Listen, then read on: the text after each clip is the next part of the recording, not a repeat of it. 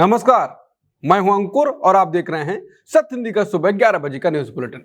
इस्लामाबाद में शांति वार्ता फेल हो गई, बड़े नेता लौट गए, लेकिन इस्लामाबाद में ही पर्दे के पीछे एक खेल चल रहा है।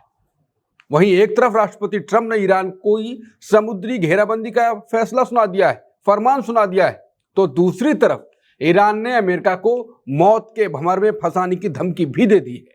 और इस बार खेल सिर्फ दो देशों का नहीं रह गया है। चीन और रूस की एंट्री ने व्हाइट हाउस की नींद उड़ा दी है। ट्रंप ने भी सीधे चीन को धमकी दे दी है। लेकिन इस बार खतरा सिर्फ सरहदों पर नहीं, आपकी जेब पर ज्यादा है। पेट्रोल के दाम $100 के पार पहुंच चुके हैं और ईरान ने चेतावनी दी है कि आप पुराने रेट भूल जाएंगे। देश के भीतर भी हलचल तेज है। बंगाल में चुनाव के बीच ईडी की ताबड़तोड़ छापेमारी और संसद के विशेष सत्र पर हंगामा। तमाम बड़ी खबरों के साथ शुरू करते हैं सत्य हिंदी का ये विशेष बुलेटिन। उससे पहले जान लेते हैं बुलेटिन की 5 बड़ी खबरें। इस्लामाबाद में उम्मीद बाकी, गुपचुप चल रही बातचीत, बड़े नेता लौटे पर टीमें रुकी।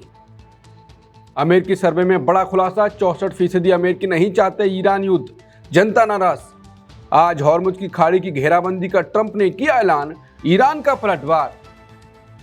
ईरान की अमेरिका को ललकार, धमकी का नहीं होगा असर, जंग हुई तो जंग करेंगे। ईरान की ट्रंप को मौत के भंवर की धमकी, कहा हॉर्मुज की खाड़ी में फंसेगा दुश्मन। अब शुरू करते हैं इस्लामाबाद में हो रही गुप्त बैठकों से। भले ही राष्ट्रपति ट्रंप ने तीखे तेवर दिखाए हों, लेकिन डिप्लोमेसी अभी भी पूरी तरह खत्म नहीं हुई है।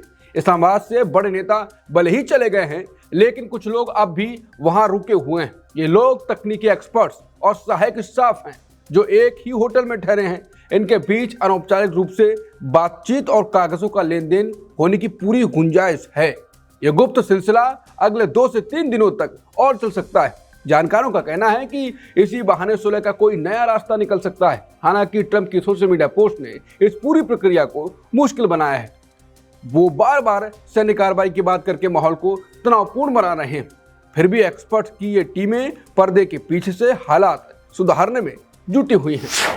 इस्लामाबाद में जहां बात बनाने टीमें रुकी हुई हैं, उसी बीच अमेरिकी जनता का मूड युद्ध पर गुस्से वाला हो रहा है। एक नए सर्वे के मुताबिक इस जंग को लेकर लोगों का समर्थन घट गया है। अब केवल 36% लोग ही इस युद्ध के पक्ष में खड़े हैं। वहीं करीब 64% लोग मान रहे हैं कि यह युद्ध गलत है। असल में युद्ध की वजह से अमेरिका में महंगाई बहुत तेजी से बढ़ रही है। रोजमर्रा की चीजों के दाम बढ़ने से आम आदमी का बजट बिगड़ गया है। इसी वजह से राष्ट्रपति ट्रंप पर जनता का भरोसा अब काफी कम हो गया है। हालात इतने खराब हो गए कि लोकप्रियता के मामले में वो सबसे निचले स्तर पर हैं। लोगों को लगता है कि ट्रंप महंगाई रोकने में पूरी तरह नाकाम रहे हैं। ईरान और अमेरिका के बीच 2 हफ्ते का सीज फायर फिलहाल तो जारी है। राष्ट्रपति ट्रंप ने कहा है कि पाकिस्तान में बातचीत फेल होने के बाद भी शांति बनी हुई है। ट्रंप का दावा है कि ईरान की नौसेना और सैन्य ताकत अब पूरी तरह खत्म हो चुकी, इसीलिए अब अमेरिका आज हॉर्मुज की खाड़ी की घेराबंदी शुरू करेगा। अमेरिकी सेंट्रल कमांड को समुद्री रास्तों पर पूरी तरह नाकेबंदी करने के आदेश दे दिए गए हैं। अब ईरान के बंदरगाहों पर किसी भी जहाज का आना जाना मुमकिन नहीं होगा। इधर ईरान की सेना ने भी अमेरिका को बहुत ही खतरनाक अंजाम भुगतने की चेतावनी दी। ईरान का कहना है कि अगर कोई भी जहाज खाड़ी के करीब आया तो उसे कड़ा सबक सिखाया जाएगा।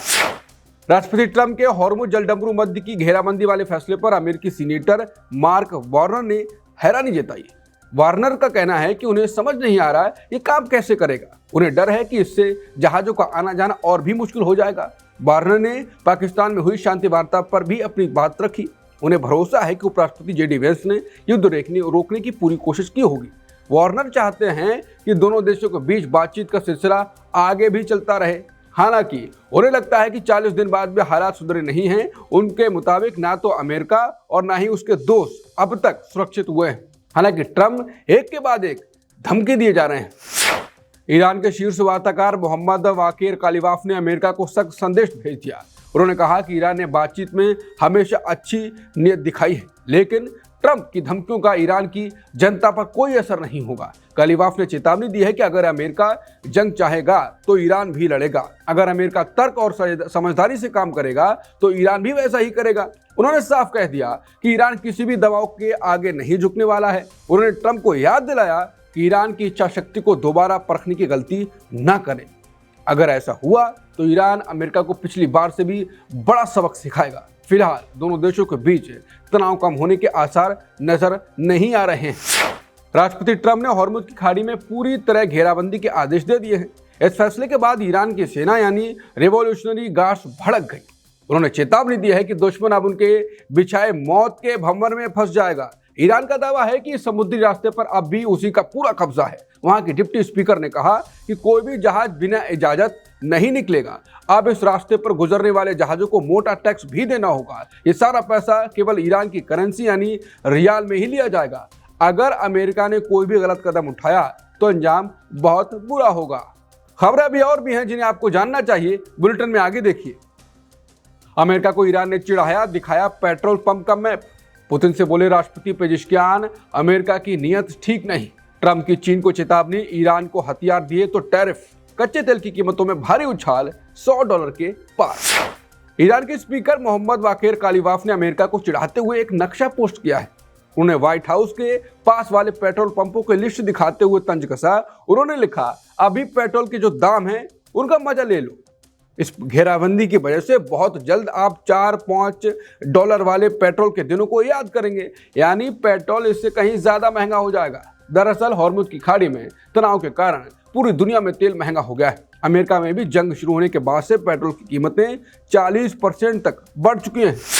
ईरान अमेरिका के बीच पाकिस्तान में हुई बातचीत बेनतीजा रही। ईरान के राष्ट्रपति मसूद पेजिशकियान ने खुद फोन करके रूसी राष्ट्रपति पुतिन को ये पूरी जानकारी दी। उन्होंने बताया कि पाकिस्तान में दोनों देशों के बीच अहम चर्चा हुई थी, लेकिन अमेरिका के दोहरे रवैये की वजह से बात नहीं बन पाई।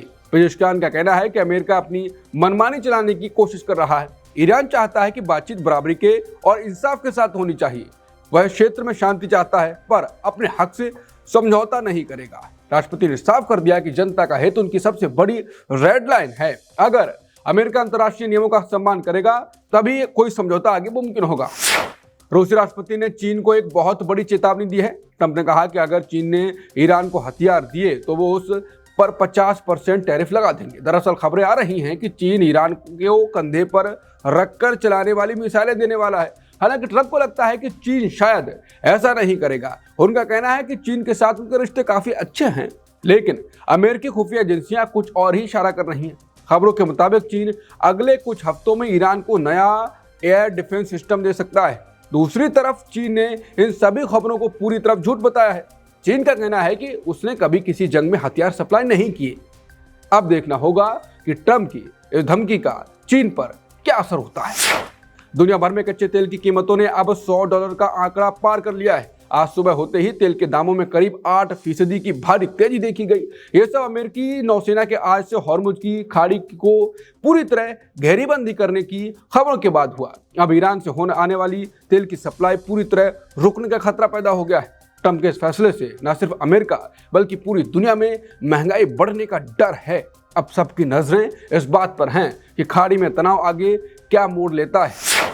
शांति वार्ता फेल होने के बाद अब इसकी मार दुनिया पर पड़ने वाली है। ईरान युद्ध की वजह से अब दुनिया पर महंगाई की भारी मार पड़ने वाली है। अंतर्राष्ट्रीय मुद्रा कोष यानी IMF का मानना है कि इससे हालात बिगड़ेंगे। पहले लग रहा था कि अमेरिका में महंगाई जल्दी कम हो जाएगी, लेकिन अब इस युद्ध ने सारी उम्मीदों पर पानी फेर दिया है। युद्ध की वजह से गैस और तेल की कीमतें आसमान छू रही हैं। मार्च के महीने में महंगाई की रफ्तार 3 गुना तक बढ़ गई है। इसका सीधा असर अब पूरी दुनिया की कमाई और तरक्की पर पड़ेगा।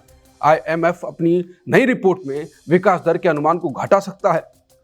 सब कुछ इस बात पर टिका है ये युद्ध कब थमता है। अगर तेल का उत्पादन जल्दी नहीं सुधरा तो मुश्किलें और ज्यादा बढ़ सकती हैं। अभी बुलेटिन में खबरें और भी हैं, आगे देखिए। खाड़ी देशों के दौरे पर जयशंकर UAE के राष्ट्रपति से मिले। बंगाल चुनाव के बीच ED की ताबड़तोड़ छापेमारी, मचा हड़कंप। महिला आरक्षण पर दाव, सरकार लगाएगी बिल, सांसदों को व्हिप जारी। महिला आरक्षण पर रिजिजू बोले कांग्रेस राजनीति बंद करे। लेबनान में तैनात संयुक्त राष्ट्र के शांति सैनिकों पर इजरायल टैंकों ने हमला कर दिया है। रविवार को इजरायली सैनिकों ने UN की गाड़ियों में 2 बार जोरदार टक्कर मारी। इस टक्कर की वजह से गाड़ियों को बहुत ज्यादा नुकसान पहुंचा। संयुक्त राष्ट्र का कहना है कि इजरायली सैनिक लगातार उनके काम में रुकावट डाल रहे हैं। पिछले कुछ दिनों में सैनिकों ने चेतावनी देने के लिए शांति सैनिकों पर फायरिंग भी की। एक गोली तो शांति सैनिक के बिल्कुल पास जाकर लगी, जिससे उसकी जान बच गई। इसके अलावा इजरायली सैनिकों ने सुरक्षा के लिए लगे कैमरे भी तोड़ दिए। इजरायली सेना ने कहा कि वो इन सभी आरोपों की गंभीरता से जांच कर रही है। लेबनान में पिछले 45 सालों से लगभग अलग अलग देशों के शांति सैनिक तैनात हैं, लेकिन इजरायल और हिजबुल्लाह की जंग में अब ये सैनिक भी निशाने पर आ गए। विदेश मंत्री एस जयशंकर ने रविवार को यूएई के राष्ट्रपति मोहम्मद बिन जायद से मुलाकात की। दोनों नेताओं के बीच पश्चिम एशिया में चल रहे तनाव पर काफी लंबी चर्चा हुई। जयशंकर ने इस संकट से अर्थव्यवस्था पर पड़ने वाले असर पर भी बात की। उन्होंने प्रधानमंत्री मोदी की ओर से राष्ट्रपति को खास संदेश भी दिया।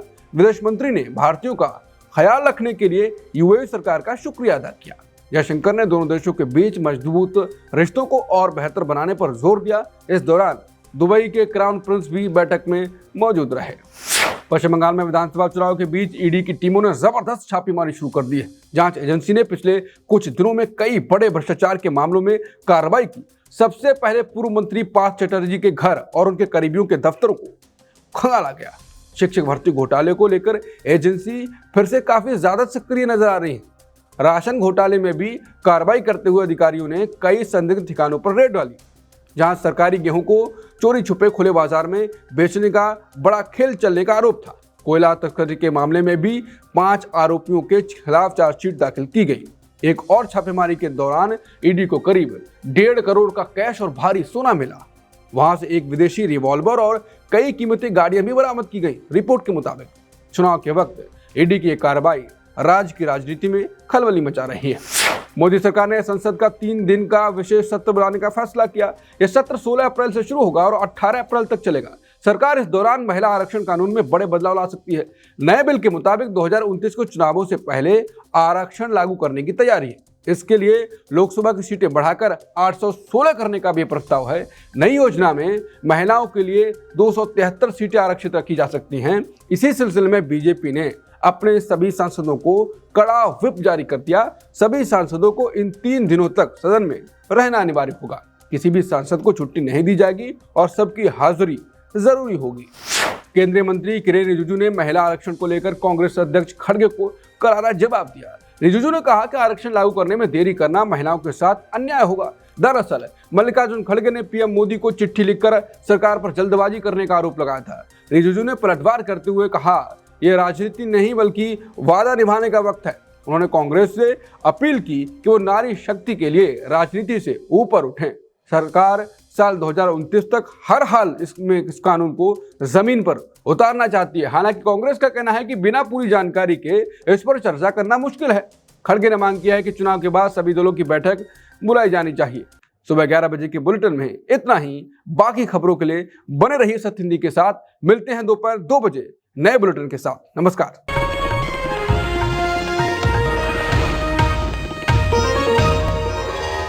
Copyright disclaimer under Section 107 of the Copyright Act 1976. Allowance is made for fair use for purposes such as criticism, comment, news reporting, scholarship, and research. Fair use is a use permitted by copyright statute that might otherwise be infringing.